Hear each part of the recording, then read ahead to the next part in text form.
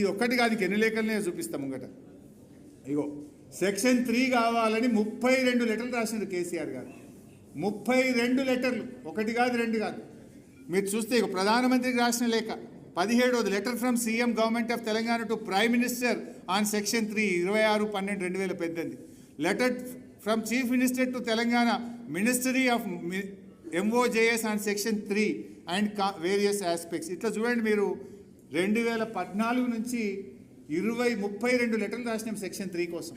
32 లెటర్లు రాస్తారు, ఫస్ట్ ఎపెక్స్లో మాట్లాడతారు, సెకండ్ ఎపెక్స్లో మాట్లాడతారు, సుప్రీంకోర్టుకు వెళ్తారు, చివరికి కేంద్రం మెడలు వంచి సెక్షన్ 3 తెస్తేనే కదా ఈరోజు నువ్వు ఈ ట్రిబ్యునల్ ముందు వాదిస్తున్నావు. అసలు అది లేకపోతే మీరు కాంగ్రెస్ రాసిన మరణ శాసనం 299లో ఇవాళ ఆగమైపోదు. దాని నుంచి బయటకు తెచ్చి ఇవాళ కృష్ణలో మనకు ఒక 600 TMCలు రావడానికి ఆనాడు తెలంగాణ రాష్ట్రం తెచ్చి కేసీఆర్ ఎంత మేలు చేసిండో ఇవాళ సెక్షన్ 3ని సాధించి తెలంగాణకు అంత మేలు చేసిన నాయకుడు మన కేసీఆర్ గారు.